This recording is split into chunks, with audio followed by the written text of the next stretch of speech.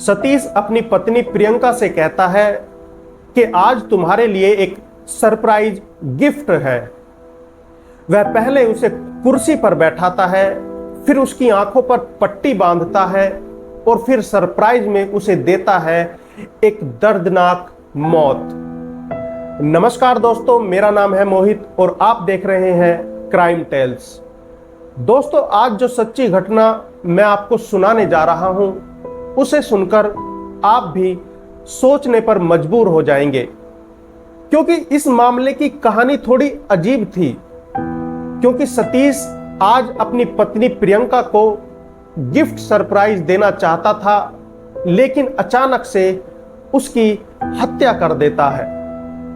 और सबसे बड़ी बात तो यह थी कि हत्या करने के बाद सतीश पुलिस स्टेशन के बाहर हत्यारे को पकड़ने के लिए धरने पर भी बैठ जाता है। तो आखिर क्या थी ये पूरी कहानी? इस पूरी कहानी को जानने के लिए हमारे साथ वीडियो में लास्ट तक बने रहिए। लेकिन कहानी में आगे बढ़ने से पहले प्लीज वीडियो को लाइक और चैनल को सब्सक्राइब भी कर दीजिए, ताकि मेरा हौसला बढ़ा रहे और आपके लिए मैं और अच्छी से अच्छी कहानी लेके आ सकूं। तो चलिए बिना किसी देरी के आज की कहानी की शुरुआत करते हैं।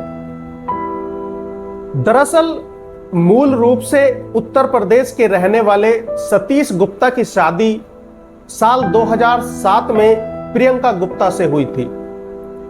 सतीश गुप्ता बेंगलुरु में एक मल्टीनेशनल कंपनी में, इंफोसिस नाम की एक कंपनी थी, उसमें सॉफ्टवेयर इंजीनियर था। और प्रियंका बेंगलुरु के ही दिल्ली पब्लिक स्कूल में टीचर थी।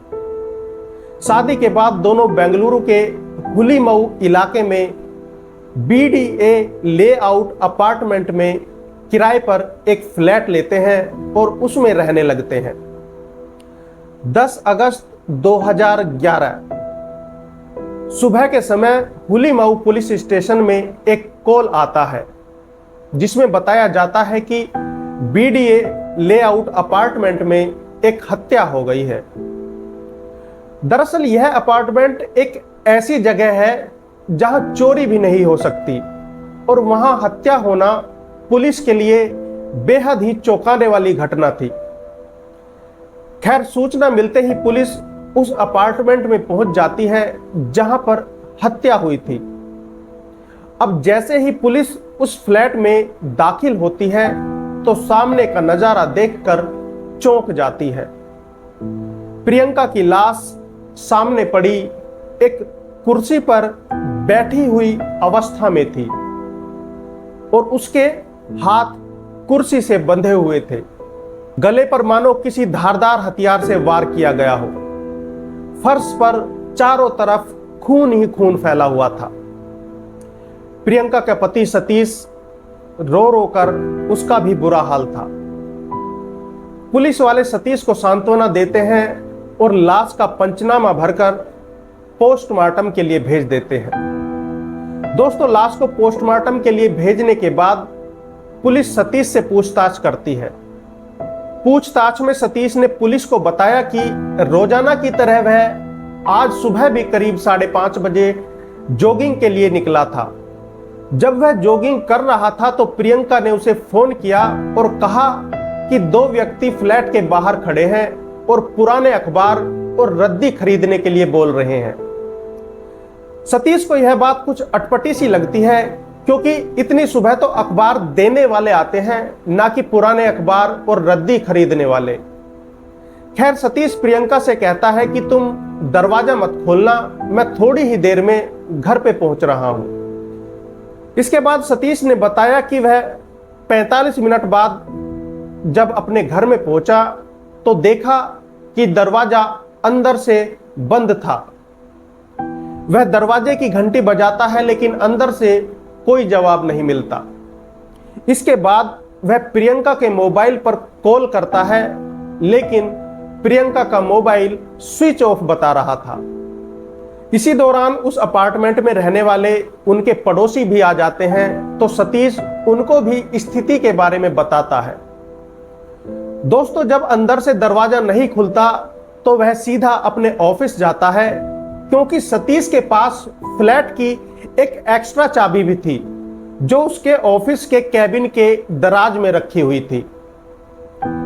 अब चाबी लेकर सतीश वापस आता है और अपने फ्लैट का दरवाजा खोलता है, लेकिन जैसे ही दरवाजा खुलता है तो सामने का नजारा देखकर सतीश के होश उड़ जाते हैं।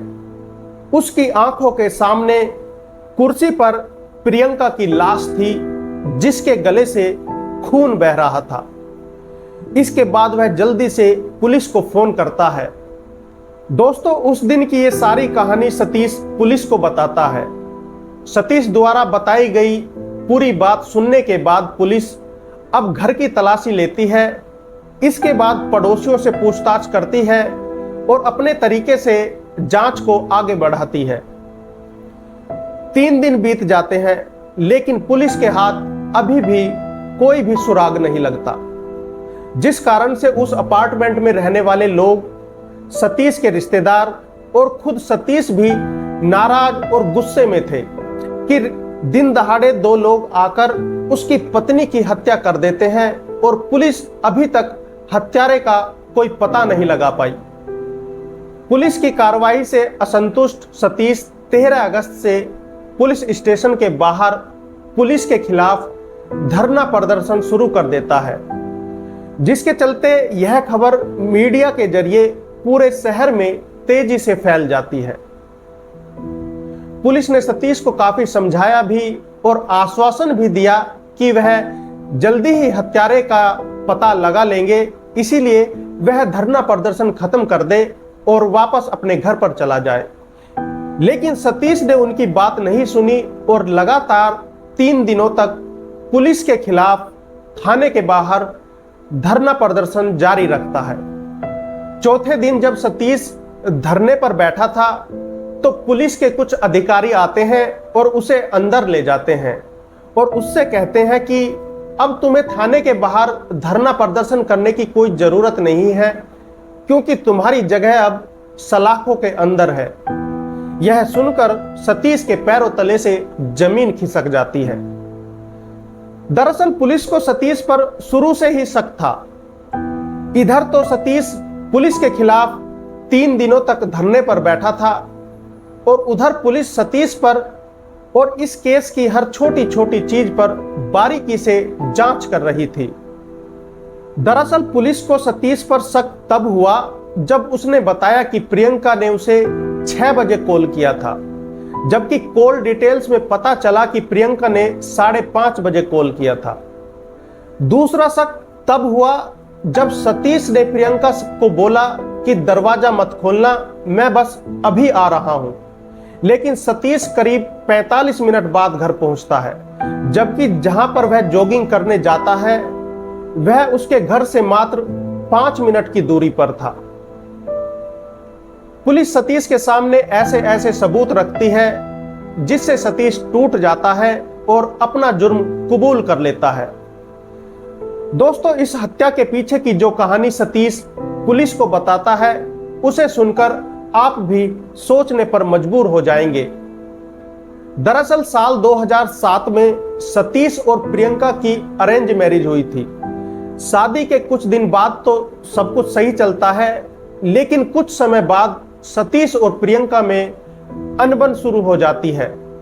सतीश के मुताबिक प्रियंका उससे अजीब सा व्यवहार करने लगती है। सतीश अपने माता पिता से काफी प्यार करता था। उसके गले में एक लॉकेट पड़ा हुआ था जिसमें उसके माता पिता की तस्वीर थी। प्रियंका ने सतीश से कहा कि वह इस लॉकेट में से अपने माता पिता की तस्वीर निकालकर उसकी तस्वीर लगा दे। पत्नी के अनुरोध करने पर सतीश अपने माता पिता की तस्वीर हटाकर प्रियंका की तस्वीर उस लॉकेट में लगा देता है। सतीश और प्रियंका की शादी को अभी 1 साल भी नहीं हुआ था कि प्रियंका सतीश से कहती है कि हम दोनों को कहीं अलग फ्लैट लेकर रहना चाहिए। सतीश प्रियंका की इस बात से सहमत नहीं था। वह यह बात अपने माता पिता को बताता है तो उसके माता पिता कहते हैं कि अगर प्रियंका अलग ही रहना चाहती है तो हमें कोई समस्या नहीं है, तुम दोनों अलग रह सकते हो। जिसके बाद समीर और प्रियंका किराए पर एक फ्लैट लेते हैं और उसमें रहने लगते हैं।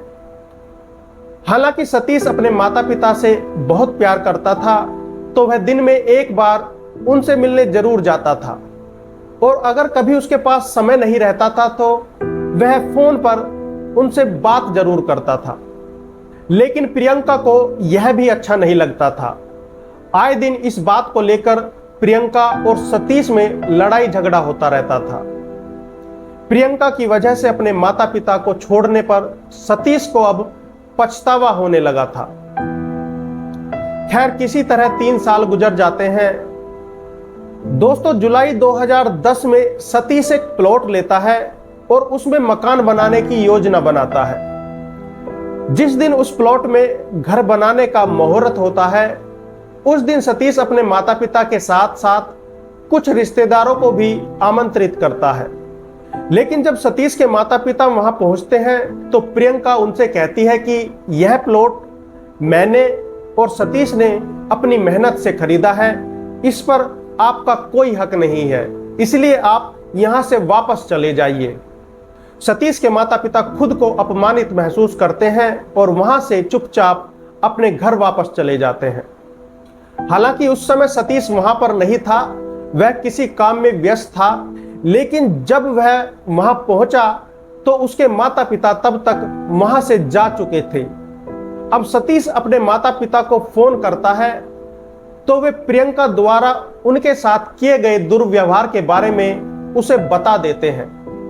माता पिता के साथ किए गए दुर्व्यवहार की बात सुनकर सतीश उसी समय ठान लेता है कि वह प्रियंका से अपने माता पिता के साथ किए गए इस अपमान का बदला जरूर लेगा। लेकिन सतीश प्रियंका के साथ ऐसे बर्ताव करता है जैसे उसे पता ही ना हो कि उसने उसके माता पिता के साथ गलत व्यवहार किया है। दोस्तों, जहां प्रियंका अपने नए मकान बनने के लिए काफी खुश थी, वहीं सतीश अब प्रियंका को खत्म करने की प्लानिंग करने लगा था। वह सोच रहा था कि कुछ इस तरह से प्लानिंग की जाए कि प्रियंका को भी अपने रास्ते से हमेशा के लिए हटा दे और किसी को उस पर शक भी ना हो। एक दिन सतीश एक बहुत बड़ी पेंटिंग लेकर आता है जिस पर प्रियंका की तस्वीर बनी हुई थी। दरअसल सतीश प्रियंका को सरप्राइज देना चाहता था। अगले दिन सुबह सतीश प्रियंका को जगाता है और उससे कहता है कि उसके पास तुम्हारे लिए एक सरप्राइज है। प्रियंका सतीश की यह बात सुनकर काफी खुश होती है और कहती है कि जल्दी दिखाओ क्या सरप्राइज है। लेकिन सतीश कहता है कि सरप्राइज देखने से पहले तुम्हें अपनी आंखों पर पट्टी बांधनी होगी, जिसके लिए प्रियंका खुशी खुशी तैयार हो जाती है। सतीश अब प्रियंका की आंखों पर पट्टी बांधता है और उसका हाथ पकड़कर अपने बेडरूम में ले जाता है, जहां पर वह प्रियंका की आंखों से पट्टी को खोलता है। आंखों से पट्टी हटाने के बाद प्रियंका जब सामने अपनी इतनी बड़ी पेंटिंग देखती है तो वह खुश हो जाती है और सतीश को कसकर गले लगा लेती है। सतीश प्रियंका से कहता है कि यह तो एक छोटा सा सरप्राइज था, अगले हफ्ते मैं तुम्हें एक बहुत बड़ा सरप्राइज देने वाला हूं। दोस्तों, अब तारीख आती है 10 अगस्त 2010। इस दिन भी सतीश प्रियंका को सुबह सुबह उठाता है और कहता है कि तुम्हारे लिए एक सरप्राइज गिफ्ट है।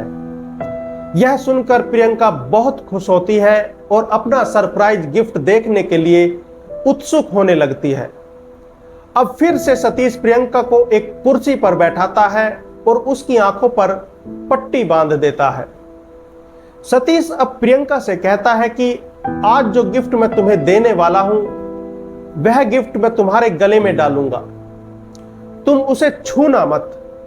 बेचारी प्रियंका सतीश की इस बात पर सहमत हो जाती है, लेकिन सतीश प्रियंका से कहता है कि मुझे तुम्हारी बात पर भरोसा नहीं है, अगर तुमने उस गिफ्ट को टच कर दिया तो वह खराब हो जाएगा। सतीश की यह बात सुनकर प्रियंका कहती है कि अगर तुम्हें मुझ पर विश्वास नहीं है तो तुम मेरे हाथ कुर्सी से बांध दो। इसके बाद सतीश प्रियंका के हाथ कुर्सी से बांध देता है और उसके गले पर कुछ रखता है। प्रियंका गले पर रखी हुई चीज को महसूस करती है और सतीश से कहती है कि मुझे पता था कि तुम मेरे लिए गले का हार लेकर आओगे। लेकिन बदकिस्मती से वह कोई हार नहीं था, बल्कि नायलॉन की एक रस्सी थी। इससे पहले कि प्रियंका कुछ और बोल पाती, सतीश उस रस्सी से प्रियंका का गला घोंट देता है। प्रियंका के शरीर ने अब हिलना डुलना बंद कर दिया था। वह अब मर चुकी थी। लेकिन सतीश को अभी भी डाउट था कि कहीं अभी भी प्रियंका जिंदा तो नहीं है। इसीलिए वह रसोई में जाता है और वहां से चाकू लेकर आता है और प्रियंका का गला काट देता है। यह सब करने के बाद सतीश प्रियंका के मोबाइल से अपने मोबाइल पर कॉल करता है और अपने ऑफिस और फ्लैट की चाबी लेकर फ्लैट का दरवाजा बंद करके जॉगिंग के लिए चला जाता है। दोस्तों, सतीश यह पूरी कहानी पुलिस को सुनाता है और अपना जुर्म कबूल कर लेता है, जिसके बाद सतीश को जेल भेज दिया जाता है। केस काफी लंबा चलता है और फाइनली 28 जुलाई 2017 को अदालत सतीश को उम्र कैद की सजा सुना देती है। तो दोस्तों, ये थी आज की कहानी। आज की ये कहानी आपको कैसी लगी कमेंट करके जरूर बताइएगा, और आप ये कहानी कहां से देख रहे हैं ये भी हमें जरूर बताइएगा। तो मिलते हैं फिर से एक और नई कहानी के साथ। तब तक अपना ख्याल रखिए, स्वस्थ रहिए, खुश रहिए। नमस्कार, जय हिंद।